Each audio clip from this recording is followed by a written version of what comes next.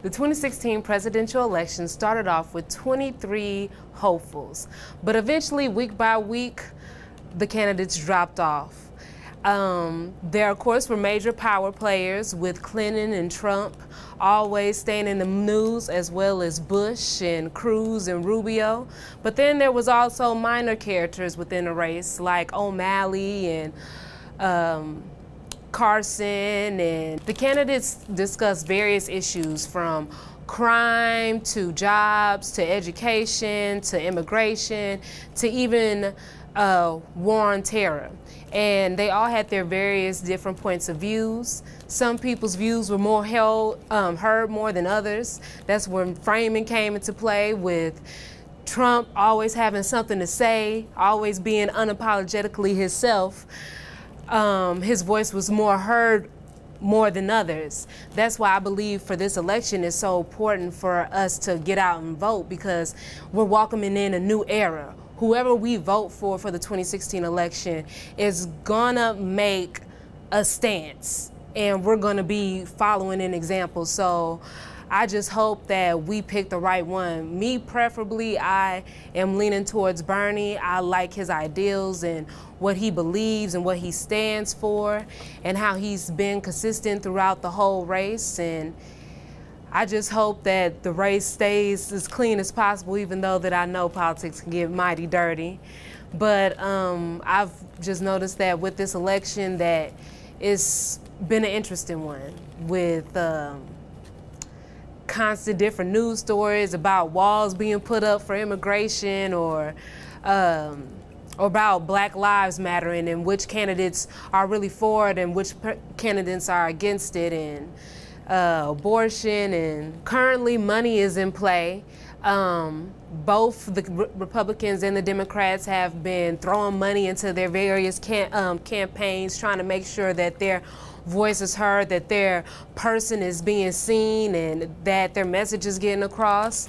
Trump is doing an excellent job at that, since he's Mr. Moneybanks, and Hillary is in a close lead because of the money that she has on her side, which has other candidates faring behind because they don't have as much money, which is sad to say. When you don't have as much money, then you don't get as much screen time. And that's what I've noticed with this election. It's all about money. It's all about power.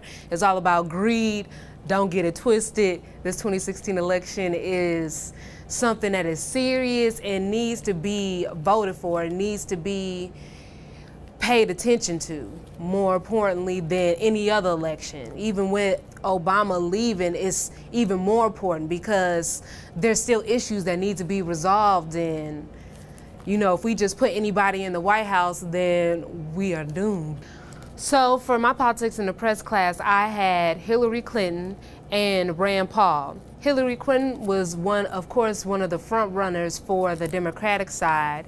And when I studied her, I found out how veteran in the political game she was. She's not just a former Secretary of State, but she had also been in law school, and she has spoke on different boards. Like, she had a voice for the community. She's always had a voice for women's rights, for humans' rights.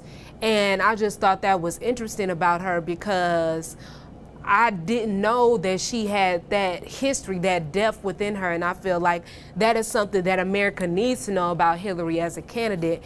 Even though she has this kind of cold appearance about her, she actually does know what she's talking about and does want the betterment for the country, so to speak, in the aspect of the political realm.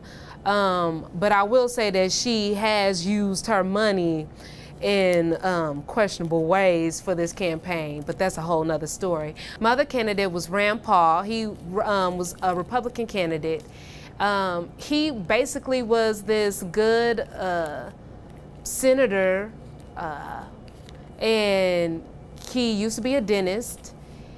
And he was really about liberty, the liberty for the citizens, you know, just going back to the basics. He was a huge supporter of the Tea Party, and he basically stood for what he believed in. He never really swayed from his core of what he believed in when I researched him, and that's what I liked about him. He was definitely gone too soon in the candidate process, to my opinion. By taking politics in the press, I've actually paid more attention to this election than I probably would have if I didn't take this course. That's why I feel like politics is important, because it shows you that when you don't go vote, when you don't look at the debates and see what the different presidential candidates are talking about and what their visions are for the country, then you get lost. You don't know who you're voting for, and you end up falling into the propaganda that America puts us in. And I don't want to be that person that just follows for whatever the world tells me. I want to be able to use the research that Flipperwin tells us about to actually dissect and see what I believe is true for a leader to be for our country. So I definitely appreciate the classes. It definitely opened my eyes, and I've learned a lot about the undergoings in politics and the ins and outs, and how it is cutthroat and it's not for the weak. It's definitely for the strong. So I appreciate the politicians and everything that they've done so far, but hopefully in July we pick the right people so that come November we have the right presidents in the office.